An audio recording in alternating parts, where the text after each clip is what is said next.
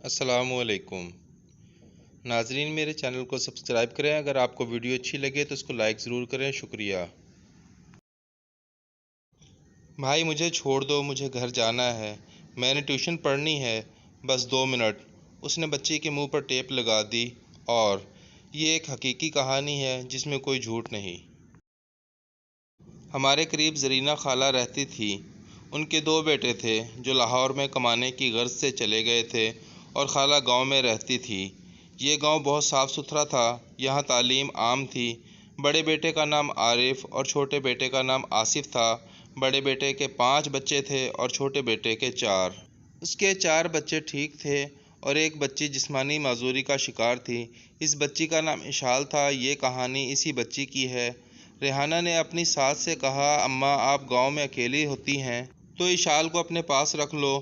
اشال کیونکہ جسمانی طور پر معذور ہے، اور آپ کو تو پتہ ہے لاہور میں اچھے بچے کو نہیں چھوڑتے، اغوا کر لیتے ہیں۔ اس کی ساس نے کہا، کہہ تو تم ٹھیک رہی ہو، چل ٹھیک ہے اس کو یہاں چھوڑ دے، اور تجھے تو پتہ ہے ساری برادری قریب قریب رہتے ہیں اور پڑوس میں بھی سب اچھے لوگ ہیں۔ اور ریحانہ نے اپنی بچی اشال کو ساس کے پاس چھوڑ دیا۔ یوں اشال اپنی دادی کے پاس رہنے لگی۔ وقت کے گزرنے کا پتہ ہی نہیں چلا۔ دن پھر مہینے سال کیسے گزر گئے اور اشال 11 سال کی ہو گئی۔ اشال کا اٹھان بہت اچھا تھا۔ وہ رنگ کی صاف خوبصورت آنکھوں والی بچی تھی۔ تھوڑی سی ضدی تھی۔ اس نے ضد کی کہ نائمہ کے پاس ٹیوشن پڑھوں گی۔ دادی نے ضد کی وجہ سے پڑوس میں ٹیوشن لگا دی۔ دادی تو اس کی خوشی میں خوش تھی۔ اس بچی کی زندگی میں کیا تھا، اور چھوٹی چھوٹی باتوں پر خوش ہو جانا، کپڑے، کھانا، خوشبو، کھیل، ٹیوشن، یہ سب اس کی خوشیاں تھیں۔ ایک دن اشال ٹیوشن گئی۔ نائمہ کا بھائی آیا ہوا تھا۔ وہ جوان تھا، اس کی عمر 21 سال تھی۔ اس کے دیکھنے کا انداز اچھا نہیں تھا۔ وہ اسے بہانے سے اپنے پاس بلاتا اور اسے چھونے لگ جاتا۔ بچی کی معذوری کا فائدہ اٹھایا اور آگے بڑھتا گیا۔ اس کی حرکتیں دن بدن بڑھتی گئیں۔ وہ اس بچی کو دھمکی دیتا، اگر تم نے کسی کو بتایا تو میں تمہارے چھوٹے چھوٹے ٹکڑے کر کے بوری میں ڈال کر پھینک دوں گا۔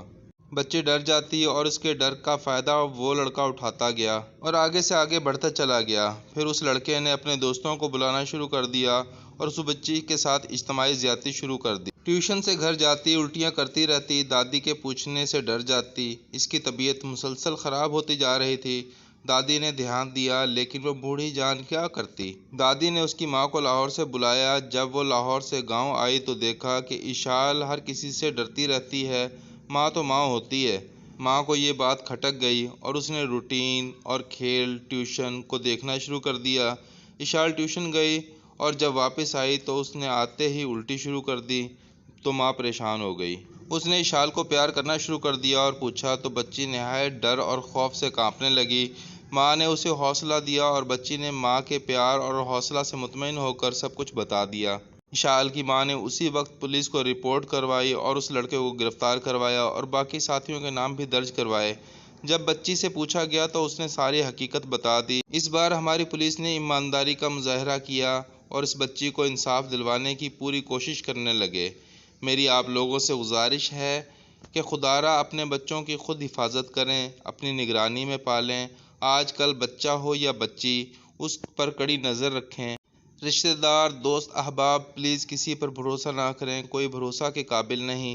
کب کس کی نیت بدل جائے کچھ پتہ نہیں۔ ماں باپ اپنے بچوں کا خود خیال رکھیں اور انہیں اپنی نگرانی میں رکھیں۔ اللہ ہمارے معصوم بچوں کی حفاظت فرمائے اور ہمیں گمراہی سے بچائے، آمین۔